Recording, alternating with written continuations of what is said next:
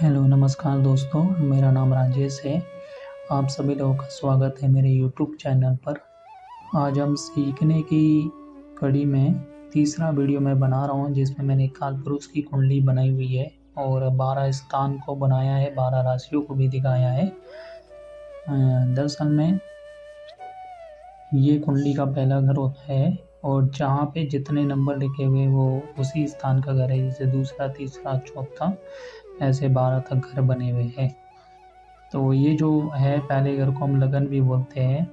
और ये जो राशि आप देख रहे हैं मेष राशि, तो ये चेंज होते रहती है। यहाँ पे राशियाँ दूसरी भी आ सकती है, लेकिन जो घर है वो पहला ही घर रहेगा। तो घर फिक्स होते हैं, घर कभी चेंज नहीं होते।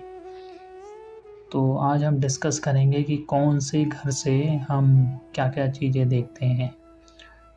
जैसे पहला घर, तो पहले घर से हम पूरा शरीर का सुख देखते हैं, दिमागी हालत, रंग रूप कैसा होगा, स्वास्थ्य कैसा रहेगा और हमारी हाइट कैसी होगी, हमारा स्वभाव, हमारे गुण धर्म कैसे होंगे, वो सब हम पहले घर से ही देखेंगे। जैसे सर दर्द की समस्या वगैरह वो हम सब इससे देखेंगे। दूसरे घर पे आ जाते हैं, तो दूसरे घर से हम वाणी, बोलने की कला, संचित धन, ये कैसा रहेगा, पैसे जमा कर पाएंगे या नहीं, या धन जमा है तो उसकी स्थिति कैसी रहेगी, परिवार कुटुंब का सुख कैसा रहेगा, पैतृक संपत्ति के मामले में कुंडली में कैसा सुख है। और दांत से सीधी आंख से जुड़ी हुई चीज़ हम इसी से देखेंगे दूसरे घर से। खाने पीने की चीज़ों का विचार इसी से होगा कि हम किस टाइप का खाना खाएंगे, तामसिक या सात्विक। होता है ना कि आपने देखा होगा कि बहुत से लोगों को आदत पड़ जाती है चाय पीने की या किसी को ड्रिंक्स नशे की। तो वो सब हम दूसरे घर से विचार करेंगे कि किस प्रकार का खाना हमें अच्छा लगेगा, नमकीन, मीठा, कड़वा, कसैला, ये सब हम दूसरे घर से ही देखेंगे। परिवार का सुख इसी से देखेंगे। अब आते हैं तीसरे घर से। तीसरा घर ये रहा। तो तीसरे घर से हम छोटे भाई बहन का विचार करते हैं और जितनी भी स्पोर्ट्स की चीज़ें होती है वो इसी से देखते हैं। गला, गर्दन, कंधा का विचार इसी भाव से होगा। भतीजी, देवरानी का विचार इसी से करते हैं। हम कितने हिम्मत वाले होंगे, मेहनत करने वाले होंगे, वो सब इसी से देखा जाएगा तीसरे घर से। चौथे घर से हम देखते हैं कि हमारी मानसिक स्थिति कैसी होगी, मन कैसा रहेगा, हमारा मजबूत रहेगा, कमज़ोर रहेगा, माता का सुख कैसा मिलेगा, माता से संबंध कैसे रहेंगे, घर गाड़ी का सुख कैसा रहेगा, जनता का सुख का विचार चौथे घर से करते हैं। और हल्दी रोग हम चौथे घर से देखते हैं। बुढ़ापा कैसा होगा हमारा, जो आगे की लाइफ है, जो अंतिम अवस्था होती है हमारी, वो कैसे बीतेगी, सुख में बीतेगी, दुख में बीतेगी, वो चीज़ हम इसी से देखेंगे। जन्म स्थान, जहाँ हमारा जन्म हुआ है वो हमको सूट करेगा या नहीं करेगा, या हमें दूर जाके सफलता मिलेगी, पास में ही सफलता मिलेगी, वो सब हम इससे देखेंगे चौथे घर से। सौतेली बहन का, पति का विचार भी हम चौथे से ही करेंगे। दोस्तों का सुख भी हम चौथे से ही देखेंगे। अब आ जाते हैं अगले घर पे। पांचवा जो घर होता है, इससे हम प्रेम से जुड़ी हुई चीज़ें देखते हैं। संतान, पेट, शिक्षा, कला से जुड़ी हुई चीज़ें, गैमलिंग, शेयर मार्केट और फूफा, बहनोई, बड़े भाई की पत्नी, तो वो हम पांचवें घर से देखते हैं। हमारा एजुकेशन कैसा होगा वो हम पांचवें घर से देखेंगे। तो इन सब चीज़ों का जो है कि विचार पांचवें घर से होता है। अभी हम मोटे तौर पे जान रहे हैं कि इस घर से हम इस चीज़ का विचार करते हैं और वो चीज़ अच्छी होगी या खराब, वो हम आने वाले वीडियो में डिस्कस करेंगे कि कौन सा घर जो है कि किस ग्रह के प्रभाव के कारण से अच्छा होता है, कहाँ पे ग्रह मजबूत होता है, किस ग्रह की दृष्टि में अमृत होता है। तो वो सब आगे विचार करेंगे कि उस घर के फल में कमी आएगी या मजबूती आएगी। अभी हम सिर्फ मोटे तौर पे समझ रहे हैं कि किस घर से किस चीज़ का विचार करते हैं। अब हम आ जाते हैं छठे स्थान पर। छठे स्थान से हम रोग, शत्रु, कर्ज, चोट और जॉब का विचार करते हैं मामा मौसी दादा नाना सौतेली माता प्रतियोगिता, इन सब का विचार छठे घर से होता है। जैसे रोग मतलब कोई भी बीमारी आएगी तो वो कितने समय चलेगी, जल्दी रिकवर होगी या उसमें टाइम लगेगा। किसी भी प्रकार की प्रतियोगिता में हम विजय हासिल करेंगे या हार जाएंगे। प्रतियोगिता किसी भी प्रकार की हो सकती है, चाहे वो किसी एग्ज़ाम्स को पास करने की हो या अपनी लाइफ में कोई गोल प्राप्त करने का हो, तो वो सब हम इसी से विचार करेंगे। कर्ज की स्थिति कैसी रहेगी, कर्ज होगा या कर्ज नहीं होगा, होगा तो क्या हम कर्ज से बाहर निकल पाएंगे, निकलेंगे तो कितने समय में निकल पाएंगे। अब आ जाता है सातवां घर। सातवें घर से हम देखते हैं पार्टनर की स्थिति, व्यापार बिजनेस की स्थिति, शादी, दूसरे संतान और जो हमारी डेली इनकम का विचार होता है इसी से होता है। छोटे भाई बहन की संतान का विचार हम इसी से करेंगे। समाज में प्रतिष्ठा या जांग का एरिया जो है वो चीज़ें कैसी रहेगी वो हम सातवें घर से देखेंगे। तो ये तीसरा घर था छोटे भाई बहन का, तो इनकी संतान। ये एक भावोद्भावम कला है, भावोद्भावम कला होती है ये, जिस पे हम आगे आने वाले समय में वीडियो बनाएंगे।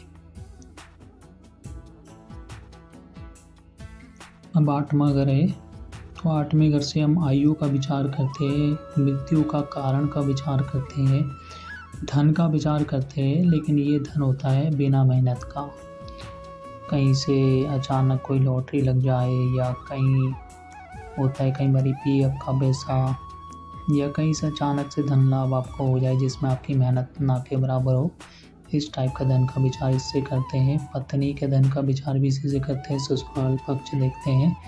और फॉरेन जो सेटलमेंट होता है वो हम इसी से देखते हैं, परमानेंट वाला। रिसर्च खोजबीन इसी से देखते हैं, जितनी भी गुप्त चीज़ें होती है, तंत्र मंत्र ज्योतिष ओकल्ट साइंस, वो सब आठवें घर से देखी जाती है, आठवें घर से विचार किया जाता है उसका। नौवें घर से हम जो है कि पिता भाग्य धार्मिक चीज़ों का विचार करता है। मोटे तौर पे पिता भाग्य, दूसरी शादी, धार्मिक चीज़ों का विचार इससे होता है। और बड़ी यात्रा का विचार भी इसी से करते हैं। उच्च शिक्षा का विचार इसी से होता है। छोटे साले साली का, छोटे भाई की पत्नी का विचार या तीसरी संतान या पौत्र पुत्री का सुख, वो हम इसी से देखते हैं। अच्छा, ये बड़ी यात्रा के लिए देखी जाती है। ये जो स्थान होता है तीसरा, ये छोटी यात्रा के लिए देखा जाता है।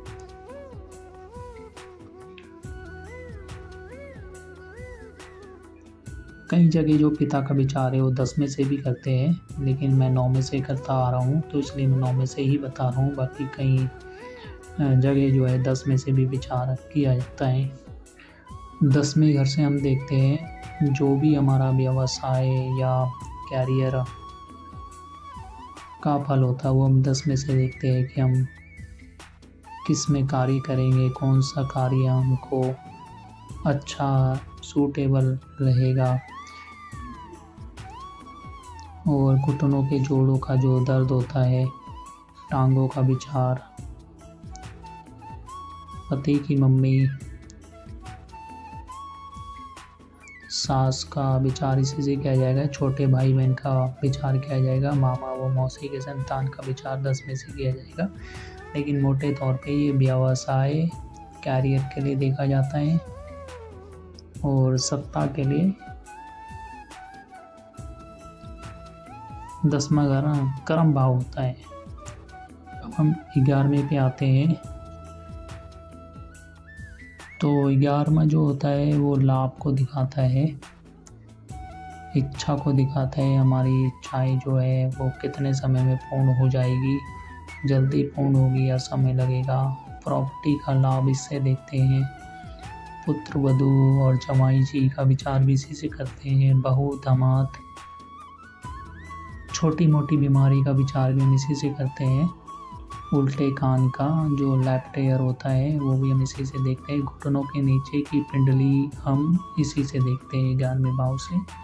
तो 11वें भाव की स्थिति अच्छी होगी तो ये सारी चीज़ें अच्छी रहेगी, और अगर 11वें भाव की स्थिति खराब रहेगी तो इन सब के फलों में कहीं ना कहीं कमी आ जाएगी। अब आते हैं 12वें स्थान पर। तो तो 12वें स्थान से हम देखते हैं खर्च का विचार। थाना, कोर्ट कचहरी, जेल यात्रा या हॉस्पिटल के चक्कर। बिस्तर सुख का विचार भी इसी से करते हैं हम। और नानी माँ, दादी माँ, मौसा मामी का विचार इसी से होता है। उल्टी आँख का विचार भी इसी से करते हैं। सौतेले पिता या विदेश यात्रा जो है हम 12वें घर से ही देखते हैं।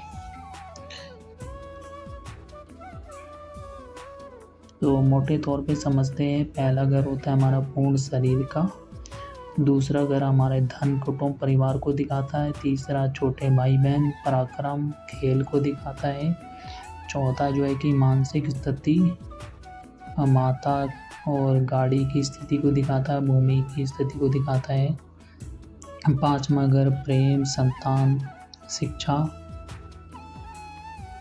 छठा घर रोग, शत्रु, कर्ज की स्थिति को दिखाता है, सातवां घर शादी, बिजनेस और डेली इनकम को दिखाता है, आठवां घर जितनी भी छुपी हुई चीज़ें होती है, आयु, मृत्यु का कारण, नौवां घर भाग्यों को दिखाता है, धार्मिक चीज़ों को दिखाता है, 10वां घर व्यवसाय को दिखाता है, अपने कर्म को दिखाता है कि हम किस प्रकार के कर्म करेंगे, 11वां घर लाभ को दिखाता है और हमारी जो भी इच्छाएं होती हैं वो दिखाता है इसको। 11वां घर इस चीज़ को दिखाता है। 12वां घर खर्च को दिखाता है और जितनी भी मतलब किसी चीज़ का क्षय हो जाना, चले जाना, वो 12वां घर दिखाता है। विदेश यात्रा, हॉस्पिटल, थाना, कोर्ट कचहरी के चक्कर, ये 12वां घर दिखाता है। दोस्तों, ये था आज का हमारा वीडियो जिस